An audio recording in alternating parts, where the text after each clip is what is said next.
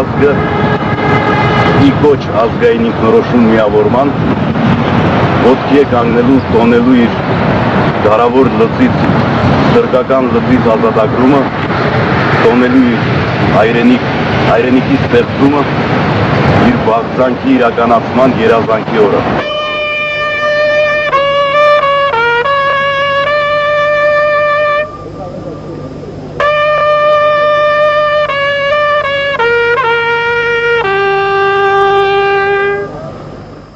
Ութունութ թվականին, երբ Հայաստանում հնչեց շեփորը եւ երբ սկսվեց Արցախյան շարժումը, որովհետեւ ես միշտ ուզում եմ ասել, Արցախյան շարժումը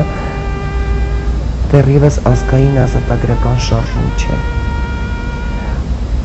Արցախյան շարժման ժամանակ մենք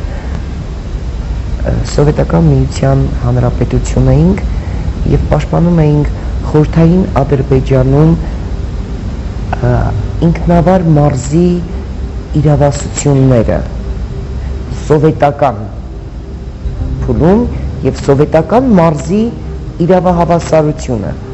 եւ այն ժամանակ երբ հազարավոր մարդիկ բղավում էին պարտիա Լենին, Գորբաչով, սեսիա, Ղարաբաղը մերն է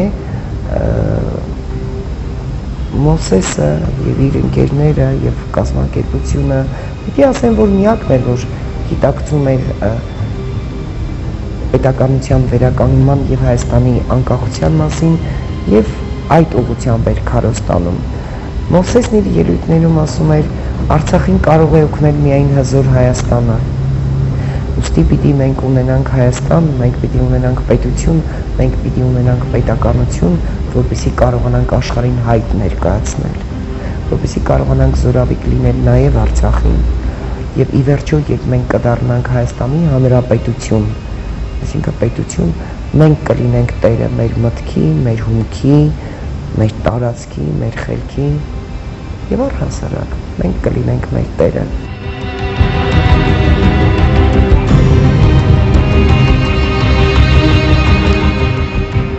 Փետրվարին, երբ որ սկսվեց Ղարաբաղյան շարժումը,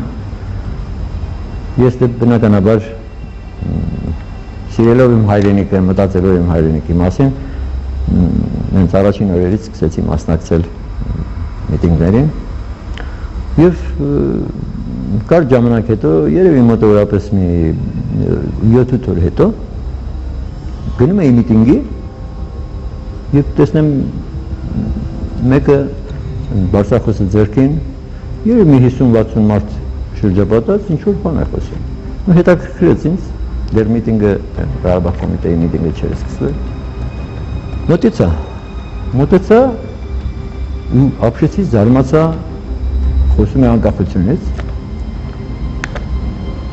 շատ հետաքրքրեց, դեռ փոքրուց իմ մոտ այդ գաղափարները միշտ եղել է մեջս, դե ավելի մոտեցա, միջև վերջ լսեցի, հետո վերջացնելուց հետո մոտեցա Մոսեսին, ծանոթացա հետը եւ այդպես այդ օրվանից սկսվեց մեր ընկերությունը, կարելի ասել դեռ ընկերություն չէ, ծանոթությունը, արդեն ամեն օր փնտրում էի, դեռ չգիտեի ինքը որտեղ է լինում, ինչով է զբաղվում, ինչ է անում, ամեն օր համարյա ինքը Բարսախոսով այստեղ ընտեղ ելույթներ էր լինում։ Ու ամեն անգամ փնտրում էի իրան գտնում, նրանից հետո իրար հետ զրուցում էինք, բնական է մեր ապագայի մասին, անկախության մասին, հայրենիքի մասին եւ այլն։ Լինելով բոլորից երիտասարդը։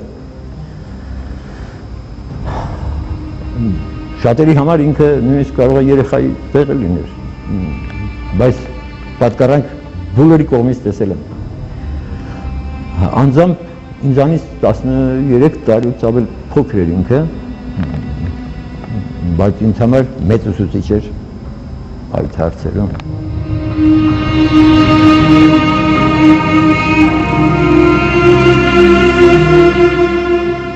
Ամենատարօրինակն էր, որ ոչ ոք չգիտեր իր տարիքը։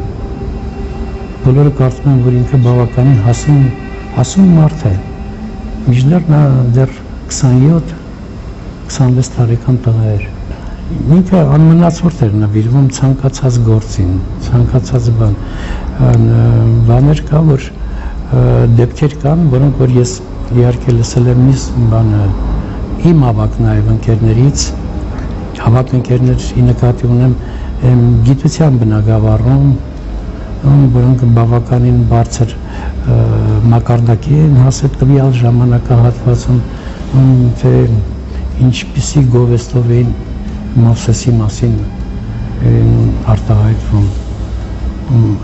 Այսինքն ֆիզիկոսի հետ նա կարողանում էր ֆիզիկայի մասին խոսել, այնպես խոսել, իրեն ընդհանրապես պահանջում էր մի քանի րոպե, ոնց որ մի քանի րոպե էր պահանջում, որպեսզի ինքը մտներ տվյալ բանի մեջ, բնագավառի մեջ, եւ կարողանում էր ոչ թե վիճաբանություն, այլ քննարկում կատարել։ Ինքը ոչ մի անգամ վիճաբանության մեջ չի մտել, իր խոսակցությունը հիմնականում ոնց որ բան լիներ, քննարկում լիներ, եւ բոլորը հիացմունքով են խոսում նրա անալիտիկ մտածելակերպի շուրջ։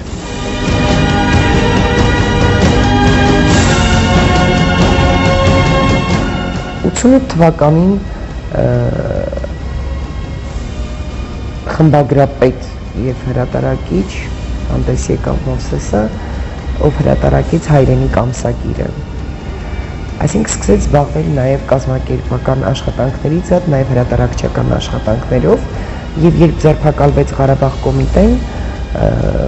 հրատարակեց երկլեզու, մեղադրվում են ժողովածուն ի պաշտպանություն ձերբակալված Ղարաբաղ կոմիտեի։ Իսկ երբ արտաքսվեց Պարուլ Հայրիկյանը, ի պաշտպանություն Հայրիկյանի ազատության ասպետը ժողովածուն։ Այնուհետև հրատարակեց ազգային ազատագրական պայքարին նվիրված մի շարք ժողովածուններ։ Կարճ ժամանակում հայրենիք ամսագիրը 3-400 օրինակից դարձեցի 5000 օրինակ։ Ես զբաղվում էի ամսագրի կազմելով, տարածելով, այդպիսի հարցերով։ Իսկ այն ժամանակ շատ դժվար էր։ Ուրեմն թերթերի վրա տպվում էր ամսագիրը, հետո ասեղով, թելասեղով կարում էինք եւ այլն, մահակին բարդ ծանր աշխատանք էր։ Մովսեսի այդ հայրենիքի մասին հոգալու, հայրենիքի մասին շատ մտածելու մի այսպիսի օրինակ էլ կա։ Ինքը ինձ մի առիթով ասեց անբարոյականությունը կազմակերպության փողերն ու անձնական փողը տարբեր գրպաններում պահելը։ Եվ իրոք այդպես էր, օրինակ տպագրության հարցում պահ եղավ, որ չկար գումար, ես ու ինքը տներից բերել ենք դրել, որ կարողանանք տպագրությունը իրենք կատարածենք։ Բայց անցավ որոշ ժամանակ կազմակերպության փողերը մի քիչ համատաբար լավ էր, հարմար էր եւ դրան հակառակ մեր սեփական գումարներն էր շատ սուղ, բանտից դուրս գալուց անմիջապես հետո ասեց բոլորովին դրա հակառակը, ասեց անբարոյականությունը սեփական փողն ու կազմակերպության փողը նույն գրպանում պահել է։ Ինձ թվում է դա իրոք հայրենիքի համար ցավող, գործի համար ցավող մարդու արտահայտություն էր, տարբեր բաներ ասեց, այն ժամանակ առաջի սկզբում նա էր ճիշտը, հաջորդ անգամ արդեն գրիվ ուրիշ բան ասեց եւ դա էր ճիշտը։ 1988 թվական մայիսի 28 Հայաստանի առաջին հանրապետության հռչակման տարեդարձին խորհրդային Հայաստանի 70-ամյա զնդանից դուրս է բերվում հայոց պետականությունը խորհրդանշող եռագույնը։ Դրոշը ծածանում է նա, ով իր կյանքի մղումով անբեկանելի է դարձնելու հայության սրբազան նպատակը՝ ազատությունը։ Բաղձալի անկախության գալուստն ավետող այդ հուզական արարի ընթացքում Մովսես Գորգիսյանը պատգամում է մատաղու գալիք սերունդներին։ Եռագույնը պիտի մեր հոգու մեջ լինի, եւ մեր հոգու մեջ պիտի ծածանվի այն։ Եռագույնը երբ որ բարձրացվեց առաջին անգամ, բոլորը քննադատում էին եռագույնը բարձրացնելու համար, հետո կարողացան հասկանալ եւ ես հիշում եմ իր ելույթներից մեկը մյուս տարի, մեկ տարի հետո, որ խանդավառված ժողովուրդը արդեն երբ որ իրեն դիմավորեց, ինձ համար հրաշալի բաներ, որ ասեց այսօր տոն է եւ ուզում եմ որպեսի տոնը բոլորի սրտերը ներխուժի։ Ինքը այդպես էր տեսնում հայի հոգին, որպեսի տոնը իրականում ներխուժի իրենց տուն, իրենց հոգիները, մարդիկ ուրախ լինեն, հասկա, որ եւ ինքն էր ուրախ է տվյալ պարագայում, որ մարդիկ գնահատել են տվյալ օրը դրոշի նշանակությունը։ Ի տարբերություն շատ մարդկանց, որոնք ինչ որ նպատակի համար եթե առաջ են գնում, մոռանում են կողքիններին, անտեսում են կողքիններին, Մովսեսը այդպեսին չէր։ Նախ ես մի օրինակ հիշեմ, պետք է ցույցի գնայինք Մոսկվա։ Մովսեսը մնալու էր, ես գնում եմ, վերջը պատրաստվեցի, հագնվեցի, երևի նոյեմբեր ամիսն էր, լավ չեմ հիշում, եկա իրենց տուն, տեսավ ասեց, հոպ չեղավ, վերարկուտ բարակա, Մոսկվայում կանին ցուրտ, վերարկուտ բարակա։ Իր վերարկուն բերեց, հագցրեց ինձ, մի քիչ երկարոտ էր ինձ վրա, բողոքեցի երկար, ասեց, ոչ իմ բան, շատ լավ էլ ստացվում է, փոքր Նալբանդյանի նման ես։ Մի խոսքով այդ հոգատարությունը, որ Մոսկվա եմ գնում, հանկարծ այնտեղ չմրսեմ, մեկ էլ շրջապատի նկատմամբ վերաբերմունքը բոլորովին ուրիշ էր, երբեք ինքը չէր ձգտում առաջինը լինելու, հակառակը միտքը ինքը արտահայտում էր, բայց այնպես էր անում, որ այդ միտքը վերցնի են կողքինը և իր միտքը համարելով ինքը առաջ գնա։ Այդ նոր ինքը որ սկսել էր այդ միտինգներ անել, ինքը մի քանի հոգու կարելի ասել համոզելով բերեց միկրոֆոնի առջև, որպեսզի նրանք ելույթ ունենան և հետաքրքիր է, որ այդ ելույթից հետո անվարժ չէին կարող այդքան լավ խոսել, բայց ինքը գովում էր, ասում էր շատ լավ է, սկիզբը այդպես կլինի, նորմալ է, ամեն ինչ լավ է, մի խոսքով խրախուսում էր, որպեսզի նրանք էլ առաջ գան։ Ես իր հին ընկերն եմ և ուներ շատ այլ հին ընկերներ, այսինքն ԱՄԿ-ի տղաները, որոնք ստվերում էին մնացել իրականում։ Ինքը կարողացավ այդ մարդկանց կարողացավ այնպիսի գնահատականներով մատուցել ժողովրդին, ընկերներին, այդ տվյալ կուսակցությանը, ավելի ճիշտ տվյալ կազմակերպությանը, ԱԻՄ կուսակցություն չէր այն ժամանակ, միավորում էր, որ պատկառանքով էին մոտենում։ Ինքը կարողանում էր մարդկանց այնպես մատուցել, որ հարգանքի արժանանային։ Ու ԱՄԿ-ի այն տղաներին հասցրեց իրականում այդ մակարդակի, որ անգամ պատերազմական ժամանակահատվածում իրենից հետո նրանք դարձան մեծ հեղինակություններ։ Մովսեսի ներկայությամբ, Մովսեսի մոտ անհատականությունները ծաղկում էին մարդկանց։ Այդպես բան քիչ լիդերների մոտ եմ տեսել, դա անձի անհատի հզորությունից է։ Այնքան վեհանձն պիտի լինես, որ կողքինի ծաղկելը քո համար հաճելի լինի գոնե։ Հատկապես անհատականության առումով բարդ է։ Եթե թույլ ես տալի մնացածը զարգանան ծաղկեն, հետևաբար դու ինքդ նույնպես ծաղկում ես, եթե դու դրա կրողն ես։ Մովսես այդպիսի անձնավորություն էր։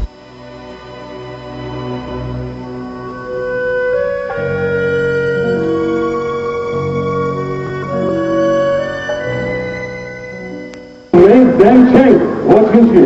մենք կողմ ենք մեր ազգի շահին, մեր ճշմարտությանը և ոչ մեկ էլ չենք ուզում հակադրվել, թող բարի լինենք իրենք մեզ հետ համաձայնության գալու, ինչպես պիտի բարի լինեն այսօրվա հետ կապված իրադարձության հետ կապված, բարի լինեն կառավարությունը, վաղը մյուսօրը համաձայնության գալու մեզ հետ, ոչ թե մեզ ամբողջ ազգին կառավարության հետևից տանելու որպեսզի համաձայնություն գա։ Մովսեսը բանը իրականում շատ բան հախուռն բնավորության տեր մարդ էր եւ պատահական չէր որ իրեն հենց այդ տվյալ այդ 2 տարվա ընթացքում իրեն 6 անգամ ձերբակալեցին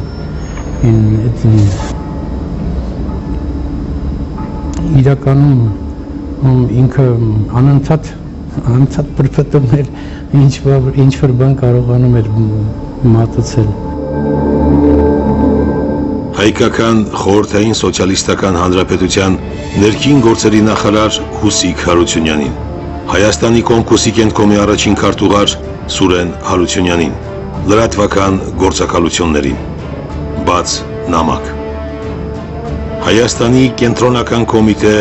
եւ ներքին գործեր կոչվող, սակայն Մոսկովյան բռնապետության եւ զավթիչ զորքերի հլուգործակալ ձեր նախարարությունները մեկ տարվա ընթացքում կարողացան 3 անգամ ձերբակալել ինձ եւ եռակի ապացուցել իրենց ստրկական կախումը օտար նվաճողներից։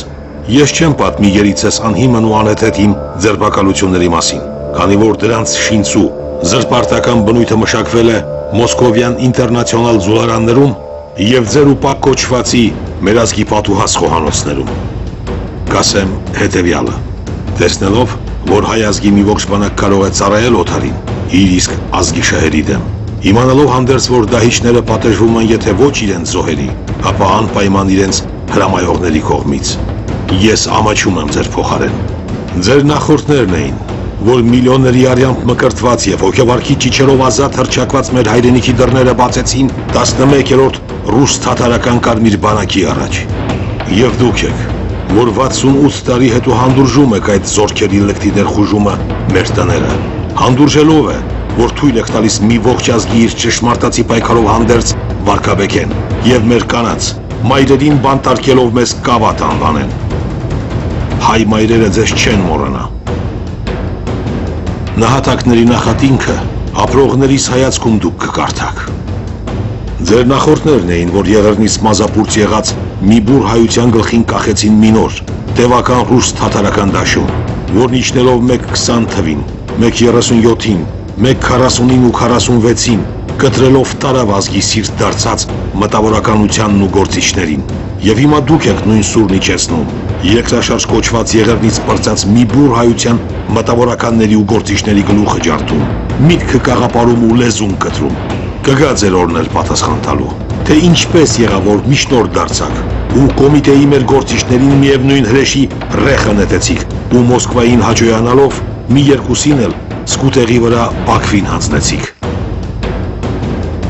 Այդ ինչ ուժերին միջև եք գործում, ձեր իսկ ձագերին աչ ու ձախ տալով, չէ որ ձագերի տարյունն է բուրում նախարարական ձեր հագուստներից, իսկ սենունդները այդ հոտը կառնեն եւ ձեզ չեն ների։ Ես խղճում եմ ձեզ։ Երևանի ներքին գործերի վարչության ժամանակավոր մեկուսարանի համար 23 խցի հայրենիք ամսագրի խմբագիր Մովսես Գևորգի Գորգիսյան 1989 թվական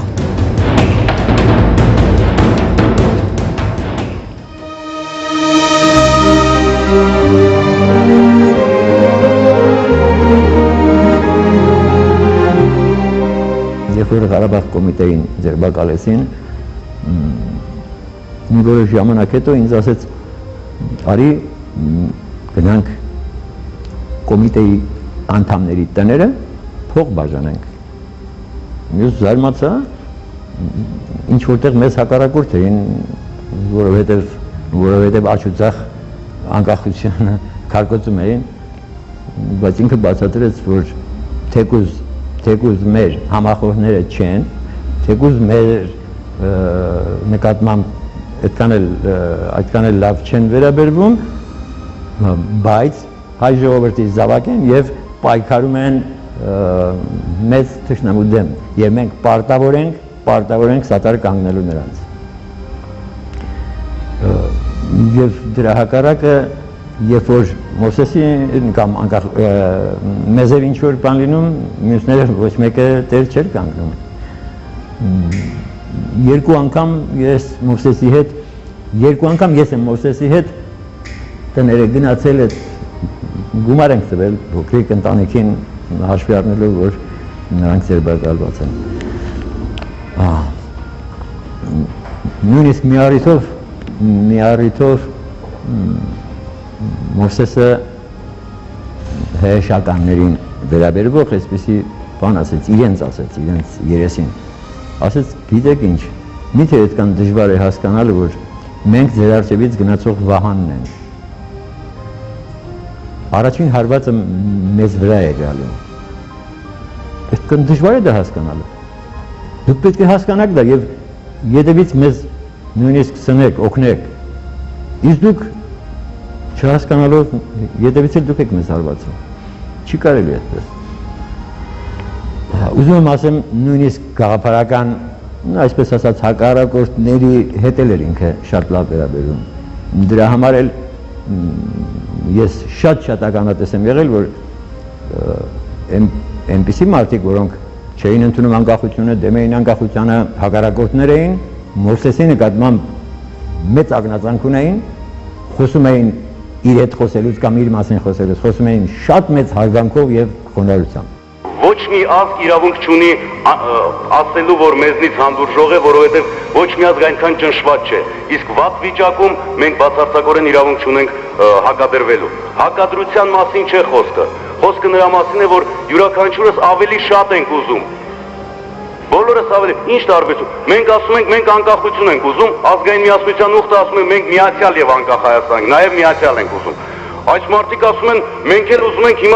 հիմա տեսնել միացվածը դեռ ժողովրդի իմաստով, հետո նոր ազգային պետականության եւ այլնի։ Ուրեմն չափերի հետ է կապված, բայց մի խնդիր կա, որ հստակացնենք, կա այսօր նվաճում մեկ կազմակերպություն եւս եւ հզոր կազմակերպություն, ուրեմն չշփոթենք, սա չհամարենք ամբողջ խնդիրների լուծում եւ այսպես հանգստացած տուն չվերադառնանք։ Մեր վտանգը, մտավախությունը միայն դա է։ Սա հայոց համազգային շարժում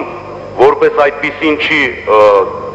այսօրվա վիճակում այդպիսին չի։ Սա հայոց համազգային շարժում կազմակերպություն եւ հուսանք վաղը այս կազմակերպության օգնությամբ եւ բոլորիս օգնությամբ դառնանք հայոց համազգային շարժում հասնելու համար մեր մեկ գերագույն նպատակի պետության, որտեղ կլինի արդեն պարլամենտար սկզբունքներ։ Շնորհակալություն ստեցի։ Մովսեսի նվիրվածությունը հայրենիքին չափազանց շատ է։ Մովսեսը պատրաստ էր շատ բաներ զոհելու իր հայրենիքին, շատ բաներ, նույնիսկ իր ընտանիքը, իր երեխային Մովսեսի համար առաջինը հայրենիքն էր, հետո նոր ընտանիքը, իհարկե ասեմ ինքը բոլորի նկատմամբ շատ հոգատար էր, շատ ցավում էր ամեն վատ բանի դեպքում, բայց միշտ առաջինը հայրենիքն էր։ Գիտեք, մարդը չի կարող վատ մարդ լինել եւ հրաշալի գործիչ լինել։ Եվ մարդը մարդ է, այնպիսին ինչպիսին պիտի լինի, նա եւ լավ հայր է, եւ ընկեր է, եւ գործիչ է, եւ դերասան է։ Ես այդպես եմ կարծում։ Այսինքն ամեն ինչ պիտի ներդաշնակ լինի։ Ես շատ ափսոսում եմ, որ չհասցրեցի որպես ամուսին ունենալ Մովսեսին։ Դե Մովսեսը հրաշալի հայր էր։ Այնքան զարմանալի էր, մենք հասնում էինք այստեղից Լենինական, որովհետև գիտեինք, որ այնտեղ գունավոր գերմանական խաղալիքներ են ստացել, որը կարող են մեր դստեր աշխարհընկալման, զարգացման վրա մեծ ազդեցություն ունենալ։ Մենք կարող ենք հասնել աշխարհի ծայրը, մենք կարող ենք մեր շատ բանից զրկել եւ մեր ուսանողական այդ փոքր թոշակով ինչ-որ բան գնել, որը կարող էր անպայման օգտակար լինել մեր դստեր դասիրակմանն ու զարգացմանը։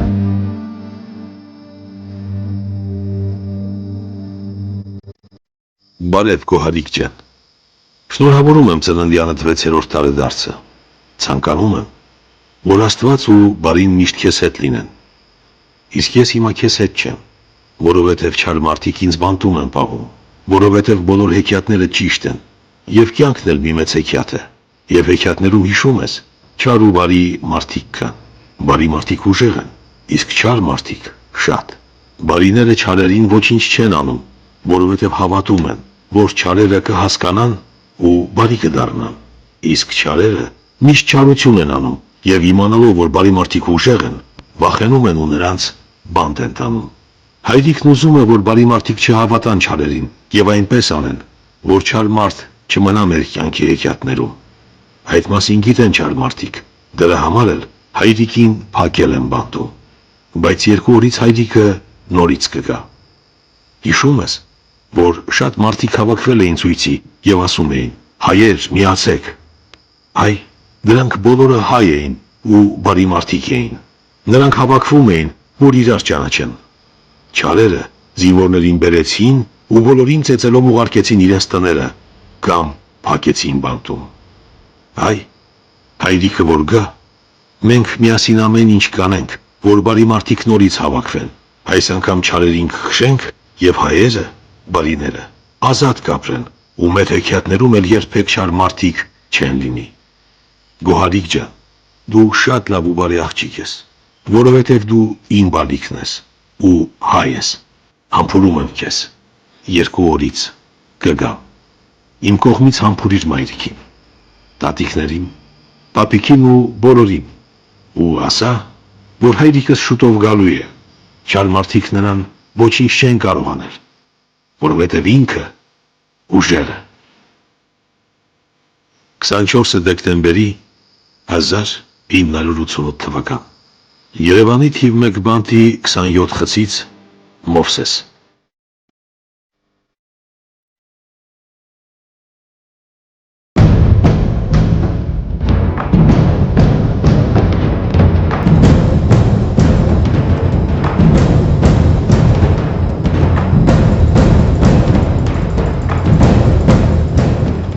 «1990 թվական, հունվար,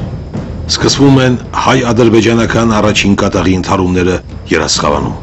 Որպես անկախության բանակի հիմնադիր, Մովսես Գորգիսյանը մարտի առաջին գծում է, կիզակետում։ Մենք դեմ չենք ոչ մեկին, նպատակ չունենք դեմ դուրս գալու։ Մենք կողմ ենք հայ ազգի բարգավաճմանը,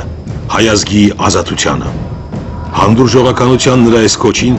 Մոսկվան ու Բաքուն արձագանքել են փաստացի պատերազմի պարտադրանքով եւ այժմ ազատության պայքարը ընդհատակից ու խաղաղ հանրահավաքների շրջանից թևակողում է ռազմական արճակատման փուլը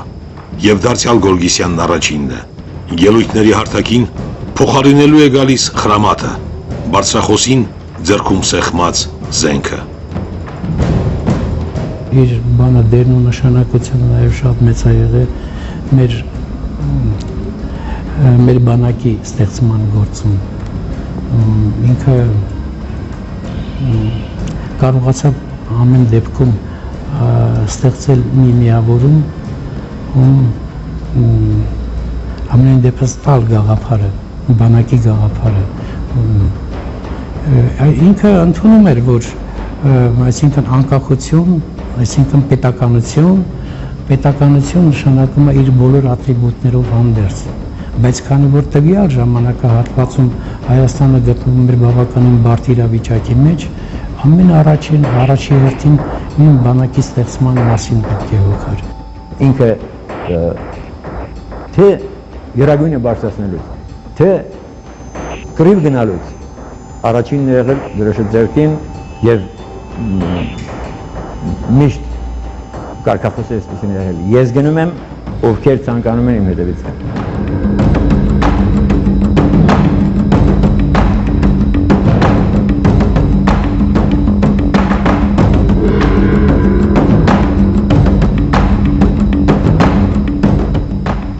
Տասնինը հունվարի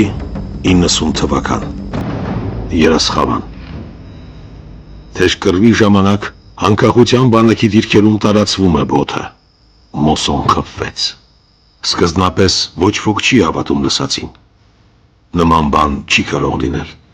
Սակայն րոպեներ անց ազատամարտիկները ճանաչում են կարակային գոտուց ընկերոջ ձեռքերի վրա դուրս բերվող անշունչ ու առնաներկ Մովսես Գորգիսյանին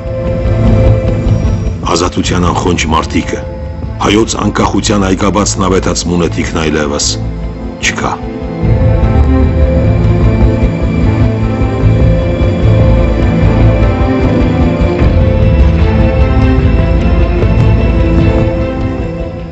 շոկ էր, իրականում շոկ էր ամբողջ հայազգի համար, որովհետև կարծես հենց իրենով էր պայմանավորված Երասխավանի պատերազմը, որովհետև հենց ինքը զոհվեց, Երասխավանը ոնց որ պրծավ, այսինքն էլ կռիվ բան չկար, վերջացավ կռիվը, ոնց որ մարդիկ ոնց որ սպասում էին, որ ինքը պետք է գնա այնտեղ զոհվի ու հետո այդ պատերազմը պրծնի։ Գյորգիսյանը առաջի շարքերում էր այդ եւ պատահական չի նույնպես որ երբ որ Երասխավանի դեպքերը եղան դե մանրամասնությունները այնտեղ շատերը դες պատմած կլինեն ես առաջի օրը եղա այդ օրը որ ինքը զոհվեց չկա եւ հաջորդ օրն եմ եղել Երասխավանում պատմելով գիտեմ արդեն որ ինքը բլուր բարձրանալուց հետո որ նահանջում էին ընկավ թշնամու գնդակից բայց մի մարդ, որը ոչ թե պատահական է դարձել հերոս, այլ իր ամբողջ կյանքը նվիրված էր, իր ամբողջ կյանքը հերոսական կյանք էր։ Ես նույնիսկ ասում եմ, այդպիսի ոգևորված հայրենասեր, անկախական մարդ, ես ոչ միջ այդ, ոչ դրանից հետո չեմ տեսել։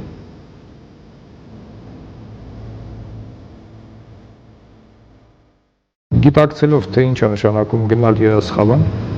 ինձ թվում է բոլորը գիտեին դա, մարդիկ գնում էին հայրենիքը պաշտպանեին, հիմա որ հերոյից ենք նայում, այդ Երասխավանը այնքան էլ լավ բան չի ինձ համար, դա խնդիր է, մենք Երասխավանը եւ ասենք նման բաներ շատ ունենք քննարկելու եւ վերաիմաստավորելու, երբ որ ասում լույսը շատ էր եւ բարի էր, բայց մարդիկ ընտրեցին մութը, որովհետեւ իրենց չար գործերը չէին երևում։ Ցավոք բոլորս այդ բանից ունենք։ Ցավոք։ Դրանից ձերբազատվելն էր, մեր ձերբազատվելը դրանից Մովսեսի նպատակն էր։ Կդառնայինք ավելի համարձակ, ավելի անկաշկանդ, իսկ դա արդեն բերում ազատության եւ ճշմարտության ի վերջո։ Մի խոսքով այդպես ճշմարտությունը հերթական անգամ խաչվեց երկրի վրա։ Մեր շատ ընկերների եւ նաեւ հավաքիչների կարծիքով Մովսեսն ազգային հերոս էր դեռևս այն տարիներին։ Նահատակումը դա ամենավերջին նվիրաբերումն էր։ Նահատակումը դա երիտասարդի հայի մարդու մի արարք էր, որ ապացուցեց, որ մարդը ոչ միայն խոսքով, այլև գործով պիտի տրվի անմնացորդ եւ այդ անմնացորդ նվիրումն էր։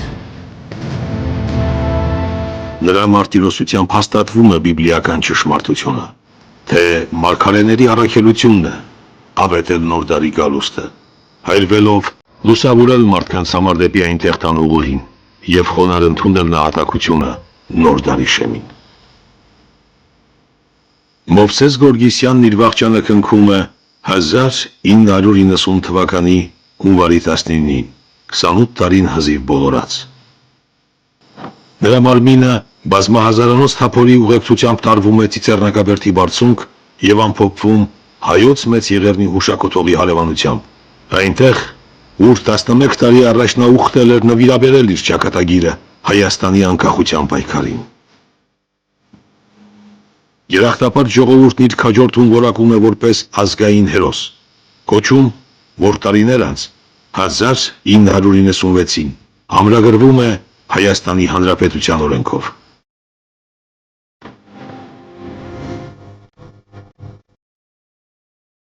Իր կյանքի վերջին տարում զարմանալիորեն այնքան արագ կարողացավ ձերբազատվել մարդկային բոլոր թերություններից ու թուլություններից։ Մենք բոլորս էլ ունենք թերություններ, իսկ Մովսեսի մոտ շատ արագ էր, ինքը սլանում էր եւ շատ հայտնի նկարը ձեռքերը վեր պարզած ապրիլի 24-ի հանրահավաքին արդեն այդ արծվի խոյանքը երևում էր, արդեն ինքը թրջում էր, արդեն ինքը հայտնվել էր երկնային մի վիճակում։ Ինձ համար Մովսեսը երևույթ էր, որ եկավ, առկայծեց, տվեց, ձուլվեց եւ այն ինչ որ ուներ եւ այն ինչ որ կարող էր շատ ափսոսում եմ, չեմ ուզում ասել, որ դա իր բաժին կյանքը, քանզի եթե ապրեր շատ ավելին կարող էր տալ։ Ինձ գուցե հիմա եմ սխալ ասում, քանզի եթե ապրեր, որովհետև այսօր էլ Մովսեսն ապրում է եւ զարմանալիորեն այսօր էլ դեռ այդ անհամբուրողականությունը կա։ Ինքը մի առիթով խորհրդի նիստում ասեց, արդեն վերջերն էր, արդեն զգում էինք, որ անկախությունը մոտ է, ասեց, դուք չկարծեք, որ Հայաստանը անկախանալուց հետո մենք մեր գործը ավարտած ենք համարելու։ Հայաստանը անկախանալուց հետո մեզ ուրիշ գործեր են սպասում, մենք պետք է այդ ժամանակ էլ պետք է պայքարենք արդարության համար։ Մեր գործը չի ավարտվում։ Եվ ես կարծում եմ, եթե այսօր Մովսեսը ֆիզիկապես լիներ մեզ հետ, Հայաստանը մի քիչ ավելի արդար կլիներ, մի քիչ ավելի լավ կլիներ, այսպեսին չէր լինի ոնց որ հիմա։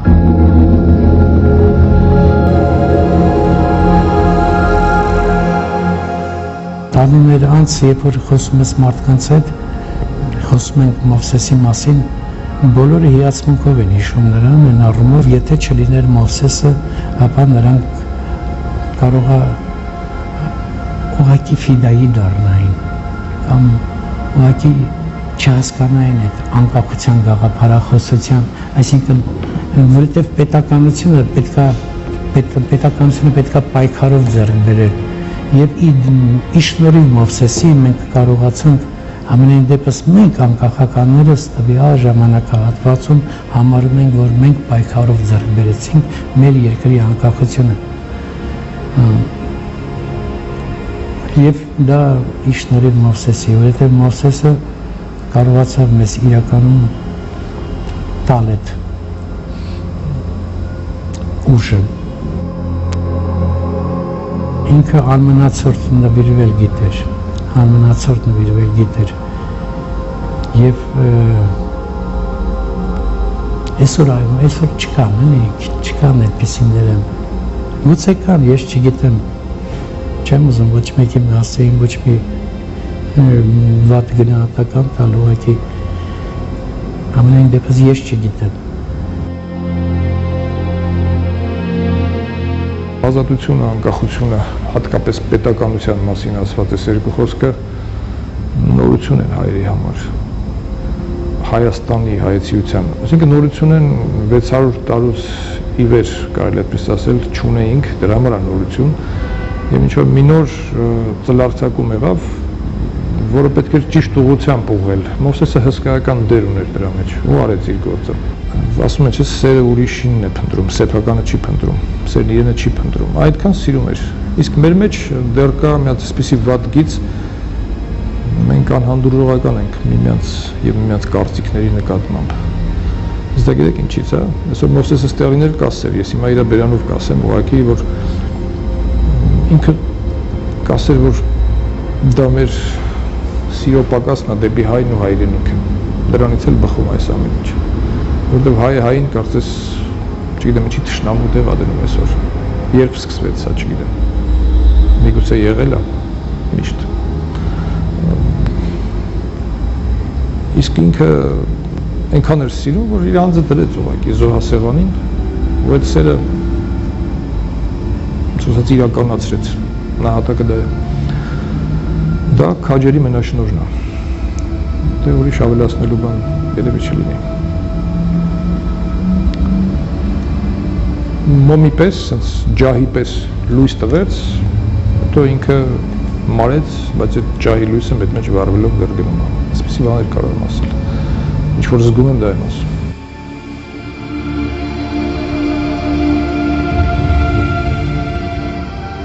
Երբ Մովսեսին շնորհեցին ազգային հերոսի կոչում, ես այդ կոչումը կիսեցին բոլոր նրանց հետ, ովքեր հանուն Հայաստանի պետականության պայքարել են։ Ես այդ կոչումը կիսեցի բոլոր որդեգորույս մայրերի հետ, բոլոր անհայտ երեխաների հետ, բոլոր նրանց հետ, ովքեր ապրում են ու այսօր էլ շարունակում են պայքարել, որովհետև հերոսի կոչում տալը, դա անձին չես տալիս ես քո պատմությանը։ Համենայն դեպս Մովսեսը մեր ազգային ազատագրական պայքարի ամենալուսավոր էջերից մեկն է։ Եվ այդ լուսավոր էջը պիտի օրինակ լինի գալիք սերնդի համար։ Մենք պետք չեն կերպարներ ստեղծել, մենք ունենք կերպար, մենք պիտի այդ կերպարը կարողանանք ճիշտ մատուցել։ Կետ է ազատ և անկախ Հայաստանը։ Կետ է այն Հայաստանը, որը վաղն է գալու։ Երեկվա Հայաստանը մենք ուսումնասիրում պատմության այդ իրանների դուքտուր կացին միայն նրա համար, որ պիտի գանիքի համար և ճանապարհ բացել կերպարի ուղի հարթել։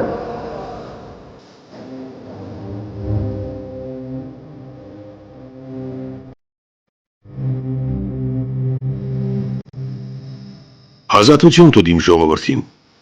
թախանձում է շարունակ բիբլիական Մովսես Մարգարեն փարավոնին և մերժում ստանում։ Այն ժամ Աստծո զայրույթով սոսկալի փորձություններ են թափվում սնափառ փարավոնի ու նրա ողջ երկրի գլխին,